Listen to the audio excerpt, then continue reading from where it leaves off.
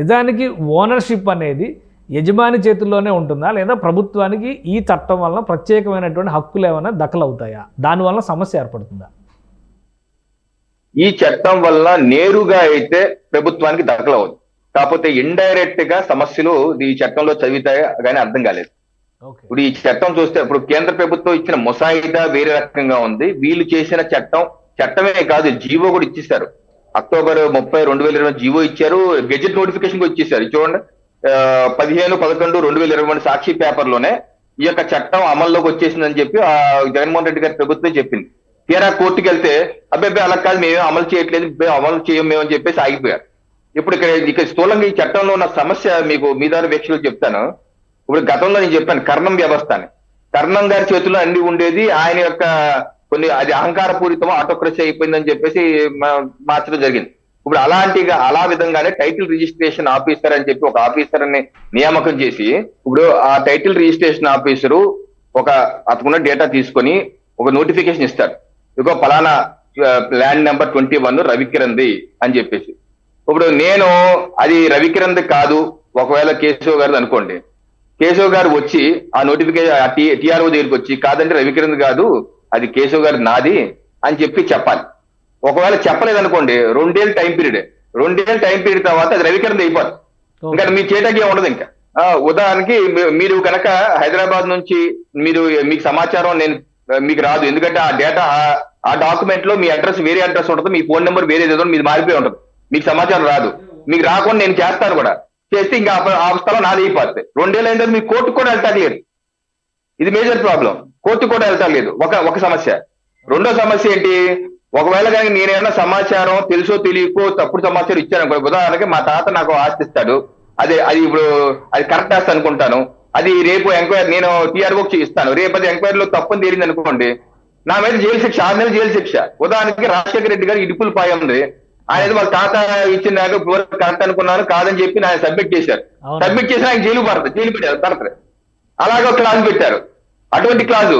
అలాగే ఆ టీఆర్ఓకి చట్టపరంగా ఇమ్యూనిటీ, అతని మీద ఏ రకమైన చర్యలు ఎవరు తీసుకుంటారు లేదు, అతను చెప్పింది వేదం. అలాగే ఎవరన్నా ఏదన్నా నా మీద కోపం ఉందనుకోండి, మీకు నా మీద కోపం ఉంది, ఒక డిస్ప్యూట్ మీరు తీసుకుని ఒక లెటర్ ఇస్తారు టీఆర్ఓకి, ఫలానా ఇల్లు ఉంది వెళ్ళా ఉంది రవికిరణ్కి, ఆ ల్యాండ్ నాదో లెటర్ ఇచ్చారనుకోండి, వెంటనే టీఆర్ఓ వెళ్ళిపోయి రిజిస్టర్ ఆఫ్ డిస్ప్యూట్ రాసేస్తారు.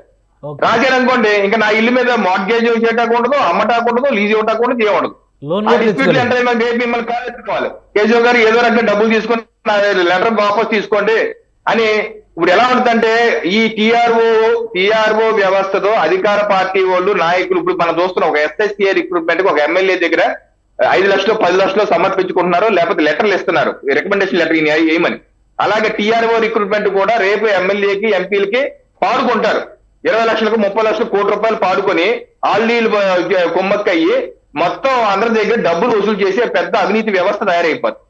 అదొక టీఆర్ఓ వచ్చింది, దానికి కోర్టుకు వెళ్ళలేం. మరి పై వ్యవస్థ ఏం పెట్టారు, జిల్లా స్థాయిలో అపిలేట్ ఆఫీసర్ పెట్టారు, కోర్టుకి వెళ్తా లేదండి అపిలేట్ ఆఫీసర్ పెట్టారు. అపిలేట్ ఆఫీసరు ముసాయిదాలోనైతే జడ్జిని పెట్టమన్నారు, ఇది డిస్ట్రిక్ట్ జడ్జి పై స్థాయి పెట్టమన్నారు. అది వీళ్ళు ఎవరు పెడుతున్నారు, మళ్ళీ ఇంకో రెవెన్యూ అధికారిని పెడుతున్నారు, జాయింట్ కలెక్టర్ని. అంటే రెవెన్యూ అధికారులు ఇద్దరు కుమ్మకై అసలే మన రెవెన్యూ వ్యవస్థ అవినీతి వ్యవస్థను ముఖ్యమంత్రి జగన్మోహన్ రెడ్డి చెప్పారు, అందుకనే సచివాలయ వ్యవస్థ తీసుకొచ్చాడు. ఎందుకంటే సచివాలయ వ్యవస్థ వీళ్ళంతా అవినీతి పనులు సరిగ్గా చేయట్లేదు కాబట్టి వ్యవస్థ తీసుకొచ్చారు కదా.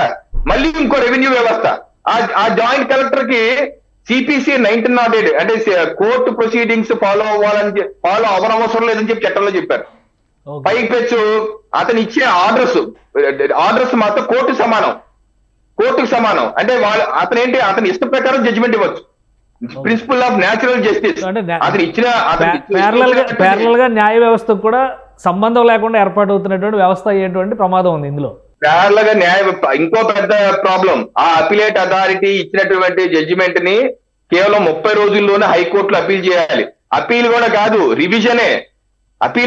రివిజనే, ముసాయిదాలో ఏముంది అపీల్ అంటే రివిజన్ కి అపీల్ కి నక్కకి నాగలోకానికి కొంచెం తేడా ఉంది. అపీల్ అంటే మొదటి నుంచి మొత్తం వింటారు, రివిజన్ అంటే పైన అధికారులు ఏమి ఇచ్చారని చూస్తారు అంతే, అలా చూసే అధికారం మాత్రమే ఉంది కానీ మొత్తం చర్చించే అధికారం లేదు.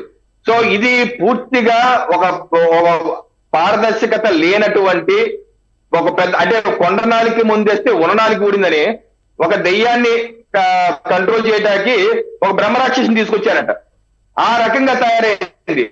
కేంద్ర ప్రభుత్వం ఇచ్చిన ముసాయిదా అంటే సూచన, ఆ ముసాయిదాలో చెప్పిన అంశాలు వేరు, వీళ్ళు చేస్తున్న అంశాలు వేరు. పైపెచ్చు మోదీ గారి పేరు వాడుకుంటారు. సో ఇది పూర్తిగా లోపభూషి. ఏ రకంగా 3 రాజధానుల చట్టాన్ని వెనక్కి తీసుకుందో జగన్మోహన్ రెడ్డి గారి ప్రభుత్వం, అలాగే ఈ చట్టాన్ని కూడా పూర్తిగా వెనక్కి తీసుకోవాలి. ఓకే.